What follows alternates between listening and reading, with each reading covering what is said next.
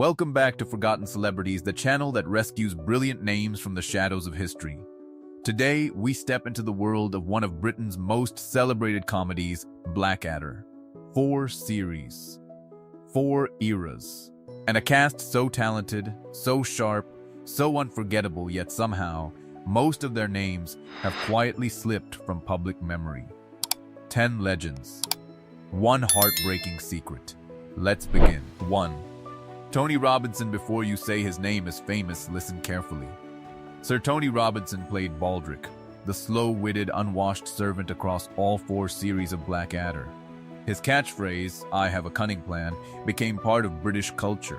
But here is what most people don't know: in the very first series, Baldric was actually the clever one. It was his master who was the fool. The entire dynamic was flipped for Series 2, and Tony never looked back.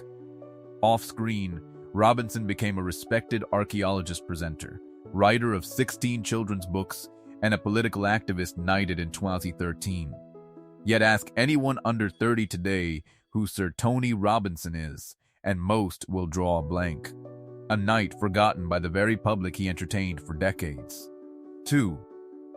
Tim McInerney made a decision that nearly ended his career, and it took extraordinary courage.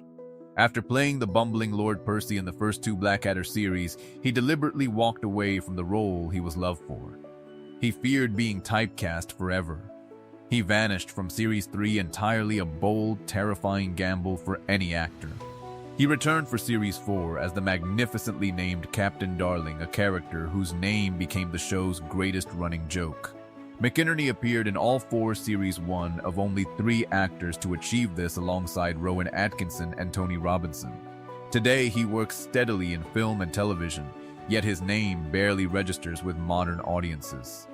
One of Blackadder's unsung heroes, quietly carrying the show's legacy. 3.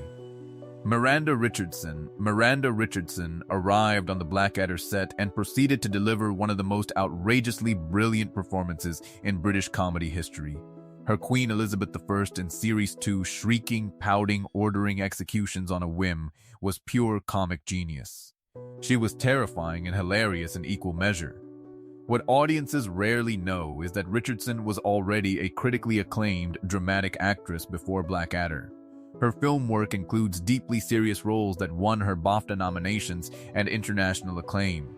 She effortlessly crossed between comedy and drama, a rare gift very few actors possess.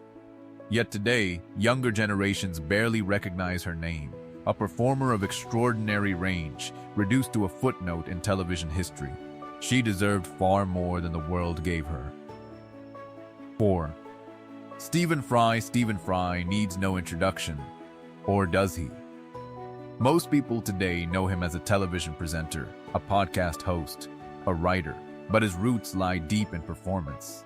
As the thunderously pompous General Melchett in Blackadder goes forth, Fry was a force of nature, a man whose enthusiasm for sending young men to their deaths was matched only by his complete inability to understand why they objected. The heartbreaking truth about Fry's time on Blackadder is this: the show's devastating final episode, where the entire cast walks silently into battle, moved him profoundly. He has spoken of it as one of the most powerful pieces of television he ever participated in. And yet, ask anyone to name the actor who played Melchett, and silence follows. 5. Hugh Laurie. Before he became one of the highest-paid actors in American television history, before House MD made him a global superstar, Hugh Laurie was the gloriously dim-witted Prince George in Blackadder III. He played a Prince Regent so catastrophically stupid that his butler quietly ran the country. What most people overlook is that Laurie very nearly didn't pursue acting at all. He was a serious Cambridge athlete, a rowing blue, before comedy redirected his life entirely. His partnership with Rowan Atkinson on Blackadder planted the seeds of the international career that followed. Yet when fans discuss Blackadder today, Laurie's contribution is often treated as an afterthought. The man who became Dr. House was once television's most lovable royal fool. 6. Patsy Byrne played Nursey Queen Elizabeth's ancient, bewildering former nanny, whose real name, Bernard, was one of the show's greatest comic secrets. She appeared in just one series, yet left an impression that fans still quote decades later. Her presence was like a warm, slightly mad force of nature, completely unpredictable and utterly brilliant. What nobody talks about is the tragic timing of her death. Patsy Byrne passed away on the 17th of June 2014 at Denville Hall, a retirement home for elderly performers in London, aged just 80. She died just 8 days after her Blackadder co-star Rick Mayall, two beloved cast members, gone within a fortnight of each other. The Blackadder family was shattered. The world barely noticed. 7. Brian Blessed is arguably the loudest human being ever to appear on a British television comedy. As the thundering, battle-hungry King Richard IV in the very first Blackadder series, he was a wall of noise, energy, and barely contained chaos. Every scene he entered, he detonated. Off-screen, Blessed's life reads like pure fiction. He has climbed Everest 3 times without oxygen. He has survived a heart attack on a film set. He trained as a police officer before becoming an actor. He once reportedly did a voice role so loudly that the sound engineers asked him to move further from the microphone 3 times. Now, in his late 80s, he remains one of Britain's most extraordinary human beings. A legend hiding in plain sight, still roaring at the world. 8. Rick Mayall. If you had to choose one Blackadder performance that audiences still weep over losing it, is Rick Mayall as Lord Flashheart.